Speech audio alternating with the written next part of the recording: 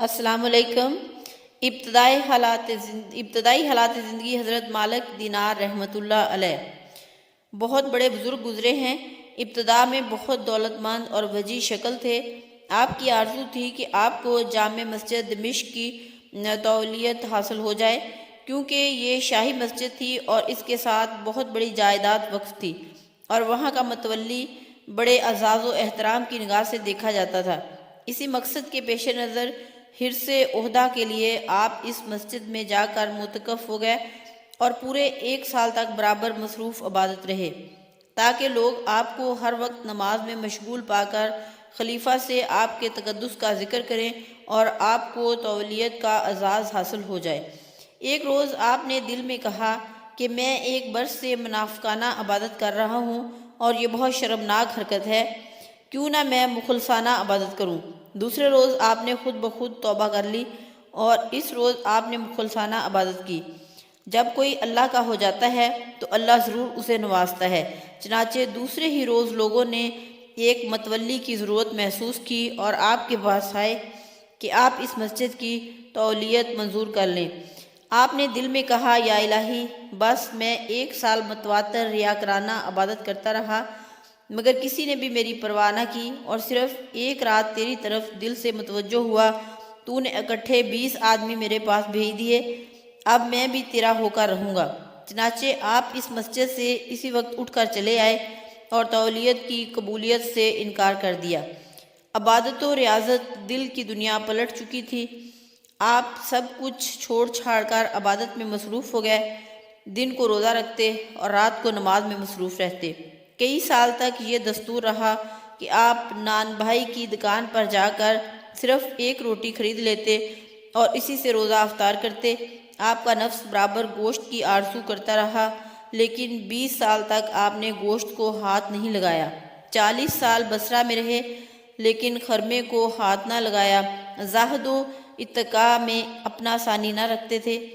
ارشادات عالیہ جب آپ ایاک نعبد و ایاک نستعین پڑھتے تو زار زار روتے اور فرماتے کہ اگر یہ آیت قرآن شریف میں نازل نہ ہوتی تو میں اسے کبھی نہ پڑھا کرتا، کیونکہ کہتے تو ہیں کہ تیری ہی عبادت کرتے ہیں اور پوجتے نفس کو ہیں، کہتے تو ہیں کہ تجھ سے ہی مدد مانگتے ہیں اور لوگوں کے دروازے پر جاتے ہیں اور ان کا شکریہ شکایت کرتے ہیں۔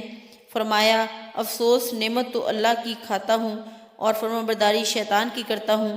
فرمایا، اس دنیا سے بچو کہ اس نے علماء تک کے دل مسخر کر لیے ہیں۔ میرے نزدیک سب سے بہتر عمل اخلاص ہے۔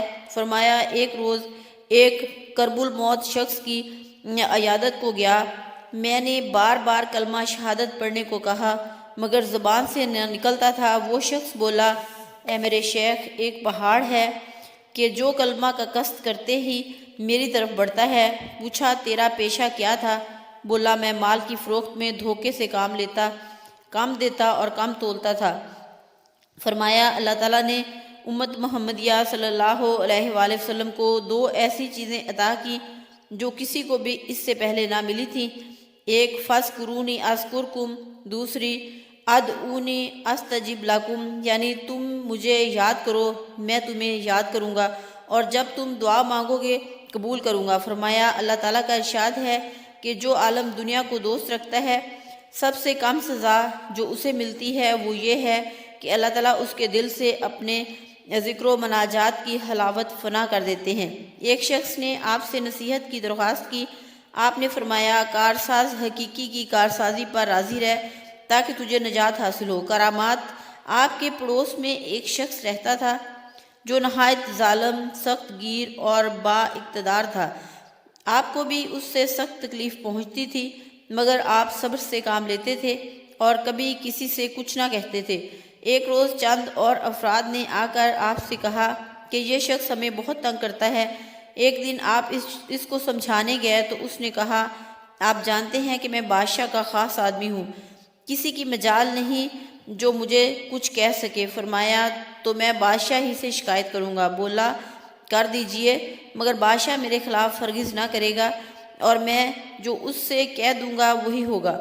فرمایا، بادشاہ نہ سنے گا تو رحمان کریم سے تو شکایت کی جا سکتی ہے۔ بولا، جناب، وہ بہت مہربان اور رحم دل ہے، وہ مجھے ہرگز اپنی گرفت میں نہ لے گا۔ مجبور ہو کر آپ واپس چلے آئے، مگر اس کے مظالم حد سے زیادہ متجاوز ہو گئے اور کچھ لوگ پھر اس کی شکایت لے کر آپ کے پاس آئے۔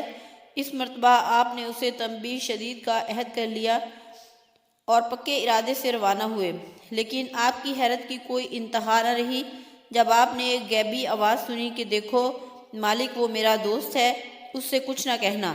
آپ اس کے پاس پہنچے تو بولا، اچھا اب آپ پھر دوبارہ میرے پاس آئے ہیں؟ فرمایا، آیا تو ہوں، مگر اس دفعہ آنے کا مقصد یہ ہے کہ میں تجھے اس نئے معاملے سے آگاہ کروں۔ اس کے بعد آپ نے آواز کے متعلق کیفیت بیان کی۔ بولا، اچھا یہ بات ہے، اور وہ مجھے دوست کہتا ہے تو میں بھی دوست کی راہ میں سب کچھ نثار کیے دیتا ہوں۔ یہ کہا اور سب کچھ لٹا کر جنگل کی طرف نعرے مارتا ہوا نکل گیا۔ ایک عرصہ کے بعد آپ نے اسے مکہ معظمہ میں دیکھا۔ آخری وقت تھا اور کہہ رہا تھا، اس نے مجھے دوست بنایا تھا، میں بھی دوست کی راہ میں ہی نکلا اور اس کی رضا و اطاعت میں زندگی ختم کر دی۔ یہ کہا اور دم توڑ دیا۔ ایک دفعہ آپ کشتی میں سوار ہو گئے، بوسیدہ لباس پہنے ہوئے تھے۔ ملاحوں نے آپ سے کشتی کا کرایہ طلب کیا۔ فرمایا، میرے پاس تو کچھ بھی نہیں۔ انہوں نے آپ کو اس شدت کے ساتھ مارنا شروع کیا کہ آپ بے ہوش ہو جاتے تھے اور جب ہوش آتا تھا تو پھر مارتے تھے۔ آخر بولے، کرایہ دے ورنہ ہم ابھی دریا میں پھینک دیں گے۔ اتنے میں بہت سی مچھلیاں دینار منہ میں لیے ہوئے ظاہر ہوئی۔ آپ نے ان کے منہ سے ایک دینار لے کر انہیں دے دیا۔ ملاح یہ کرامت دیکھ کر پاؤں پر گر پڑے۔ آپ اس وقت دریا میں کودے اور پانی پر چل کر نگاہوں سے غائب ہو گئے۔ اسی وجہ سے آپ مالک دینار مشہور ہو گئے۔ بصرہ کی ایک ماں پیکر امیر زادی نے آپ سے شادی کی، خواہش کی۔ فرمایا، میں تو دنیا کو طلاق دے چکا ہوں، کسی اور کو ڈھونڈو۔ انتقال کے بعد لوگوں نے خواب میں دیکھ کر پوچھا، کہیے وہاں آپ پر کیا گزری؟ فرمایا، اللہ تعالیٰ نے مجھے میرے گناہوں کے باوجود اس حسن ظن کی وجہ سے جو مجھے اس کے ساتھ تھا بخش دیا۔